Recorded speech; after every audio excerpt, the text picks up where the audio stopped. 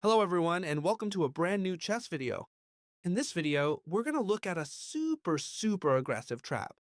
That's going to give you some great results in your games because most of your opponents will fall for it. This trap occurs when we play d4 and they respond with d5. As you can see, these two moves are very popular. Therefore, we'll be able to use this trap on many occasions. How does this trap start, chess teacher? Well, on the second move, we give away the most important pawn we have in our position. Chess teacher, you've gone crazy. As I always say, yes, I've gone crazy, but this works. So, what happens here if we give away the most important pawn of our chess game? What happens if they capture it? Well, here we're going to make a series of moves to leave your opponent with absolutely no options at all. Previously, the possibility of playing f3 was studied here, but this wasn't very feasible since they weren't forced to capture, they could counterattack with e5, and it doesn't seem like the best option. So, new lines with better options have been developed, and that's why I'm making this totally brutal video. So, what are we going to do here first? We'll develop our little knight to c3, directly attacking this pawn.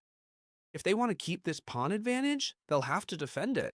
It's important, above all, not to memorize the moves. I always tell you this, but to understand why we make each move. That's why these videos are so nice, because we can learn so much from each and every one of them. The most common thing here is for them to defend it with knight f6, as they won't want to lose this pawn. And besides, they can defend it with a completely normal development. And now it's our turn, and now it's time to play f3. Now it actually works. 3. The most common thing is for them to capture, and I'll explain why. If they don't capture this pawn, we'll capture it ourselves and be much better off with the pawn center. Plus, we'll have recovered the pawn we were down. Therefore, they have to capture here, and they're left with an extra pawn, waiting for us to retake with the knight. And for development to continue with an extra pawn for them, what happens is that we're going to retake this pawn with the queen. Now we're already creating some somewhat silent threats, but our opponent has to be very careful because we already have a queen starting to attack. Let's assess the situation for a moment. This pawn is now completely hanging. They can capture it. And I'll tell you something else. They should capture it because if they don't, we're just left down a pawn. We'll defend it with bishop e3, and our position will be much better because we'll have the center. If they manage to capture this pawn, which is actually what they have to do, black has a two-pawn advantage, and it seems they more than justify the position. It's true that we have an open path for our bishops, but our opponent is up two pawns. Here it looks like we're quite a bit worse off, but nothing could be further from the truth. Here they're fallen right into our trap. We're going to play none other than bishop e3, as we said before, attacking this queen that has to retreat. Since this queen is in the center of the board, we can choose, gambits, sacrifice pawns to gain initiative and attack. Well, in fact, here we've given away two pawns and we're gaining a ton of initiative, attacking the queen that has to retreat. And let's see where she can retreat to. A very logical and dangerous looking idea for black here is to place the queen on b4. Why? Because it's attacking this point, which doesn't seem easy to defend. And besides, she can always retreat again. Therefore, here and in the future when this bishop isn't here, so it seems like a very safe square. So let's first evaluate this option, queen b4, and how we get out of it.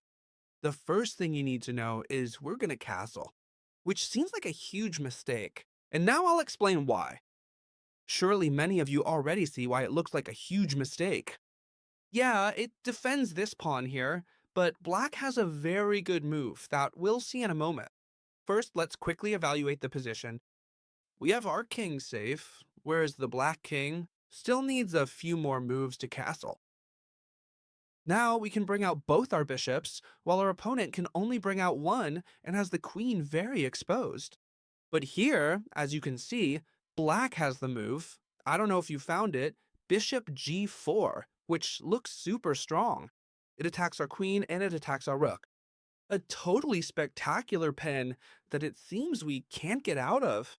But here we have a totally unexpected move, which is knight b5, giving away the queen.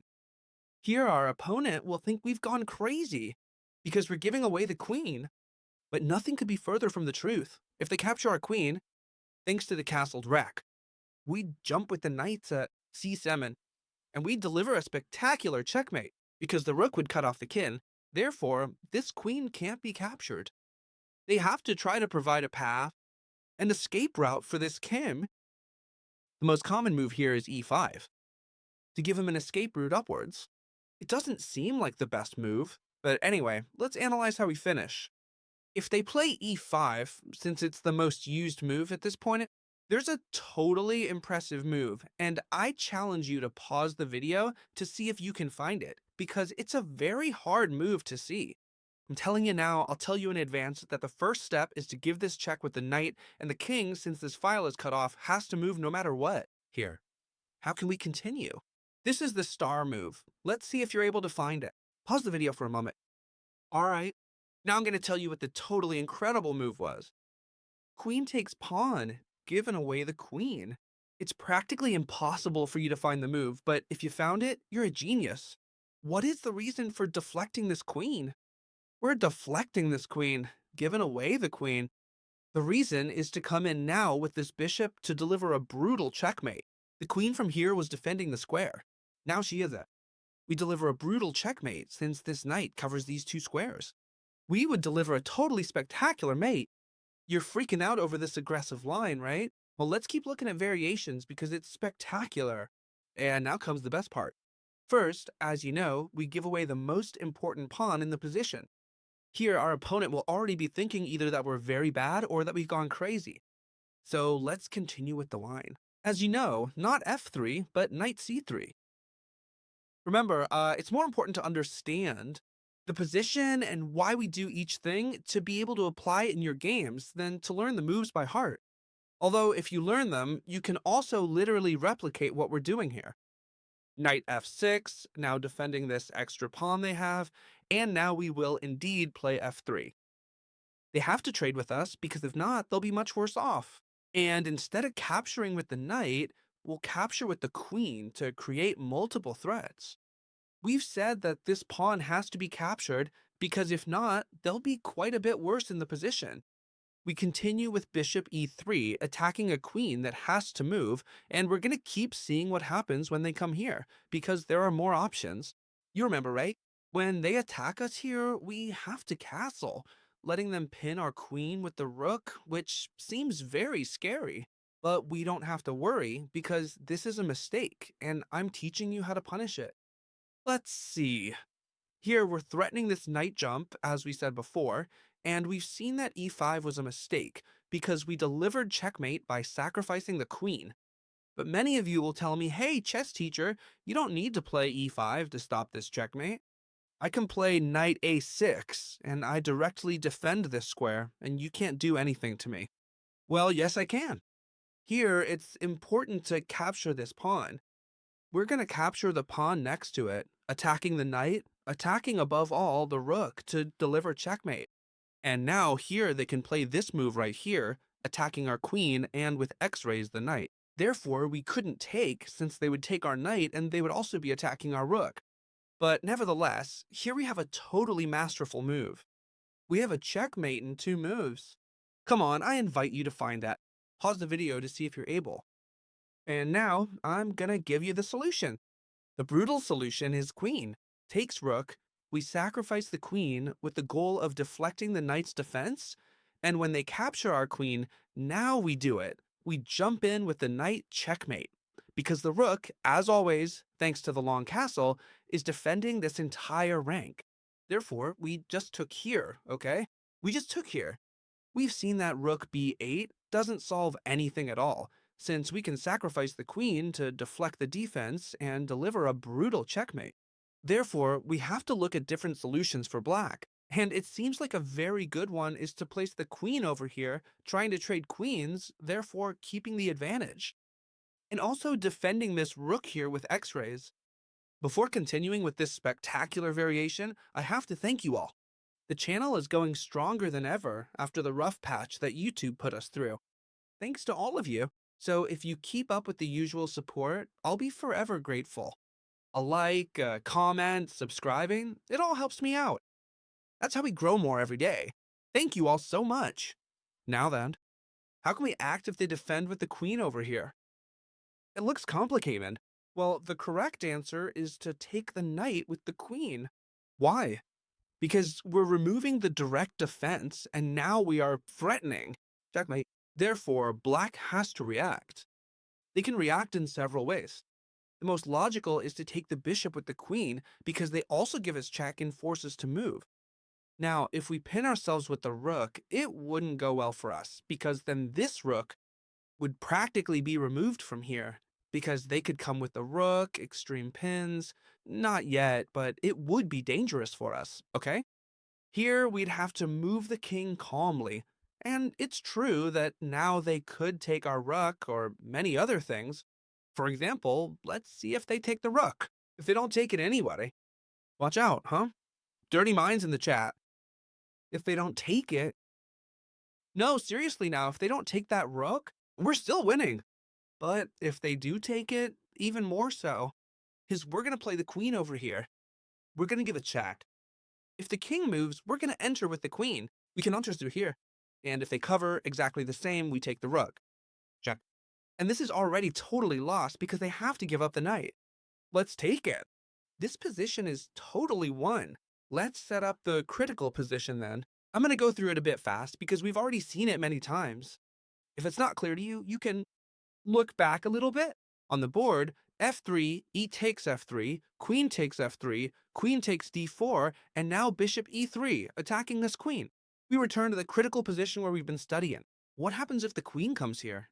But what happens if the queen comes here? To try a queen trade on us, which seems to put us in quite a bit of trouble. Well, to see this, we're going to look at it in a real game between two very strong characters. Right now, I don't remember the name. Honestly, I was looking for it earlier, but I can't recall it. And this is very important because we're going to see it in a real game.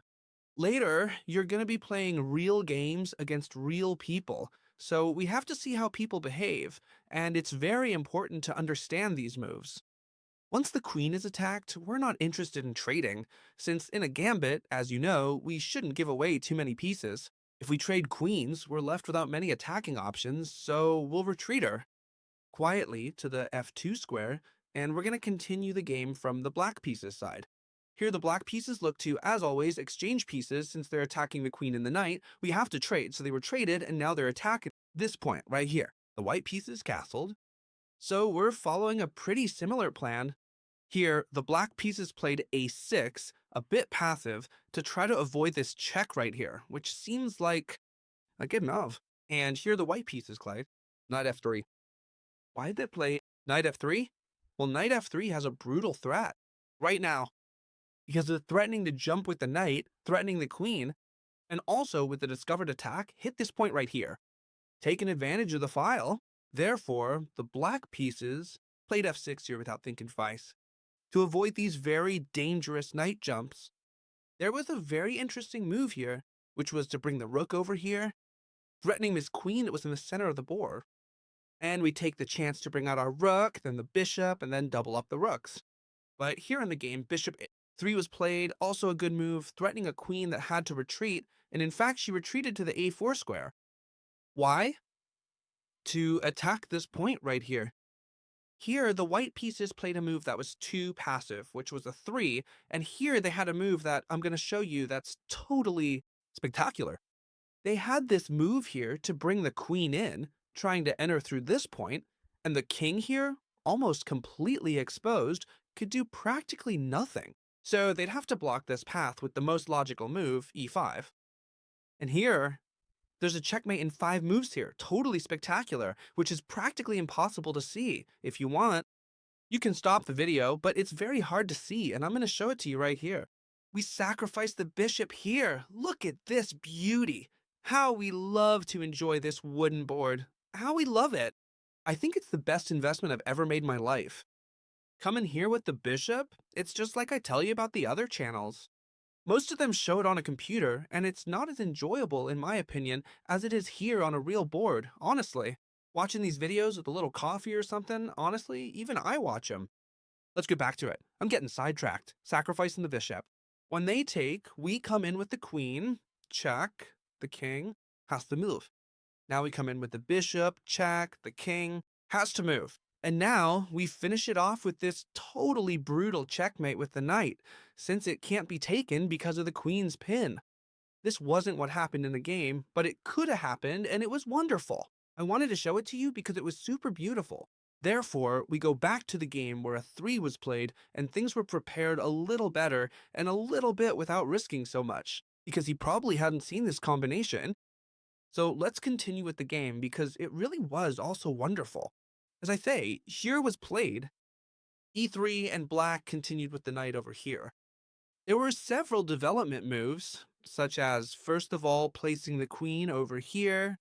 On the same diagonal as the rook, the bishop was developed and he put the other rook in the center. Also looking at this point right here, the pieces had been placed in a way that they wanted to give a brutal attack to the enemy king, who quickly castles to not be here in the center, which seemed very, very dangerous. How the game continue? Well, what the white pieces did was withdraw the bishop a little bit back, same as black, to make way for this d5 pawn and be able to develop their other bishop. Therefore, here white has placed the pieces in a way to be able to smash this long castle, starting with this move right here, giving a brutal check to the king, and now there are two ways to continue, moving the king or playing the move d6. Oh, e6, sorry. Two moves. Very logical, but both end exactly the same. In the game, e6 was played, so let's see how the white pieces continued to be able to smash this position, as it's super beautiful. If you want to pause the video, as always, and this is already the last exercise I'm leaving you, you can try to solve this exercise yourself. There it goes, the white pieces played rook takes pawn, sacrificing the queen and sacrificing the rook. And we're going to see that it's spectacular. First, what happens if he takes our queen? If he takes our queen, we simply come with the rook, all the way to the end. Double check, they can't take our rook, nor can they move the king away, because it's a double check, and the king can't go anywhere. Therefore, if he takes our queen, checkmate on the next move. Sorry, this is here. There it is. Let's also see what happens if he takes the rook, which is what happened in the game. Well, he simply took the bishop, check, this king has to move away. And now we sacrifice the queen for the rook, and when they take our queen, and when they take it, rook takes knight, checkmate. Which gives us a totally brutal lesson that this opening, this very aggressive trap, is very powerful.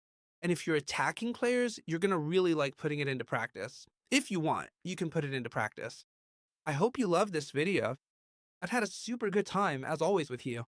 Then tomorrow, I'll be reading all your comments, as I always do in the daily video. You already know that a like gives me a lot of strength to keep uploading daily videos, and the same for a subscription if you like this channel. And activate, most importantly guys, activate the channel's bell, because that way, every time I upload a new video, YouTube will notify you and send you a notification. So I hope you loved this wonderful video, that you save it, and that you share it. And I'll see you in the next one, guys. Bye!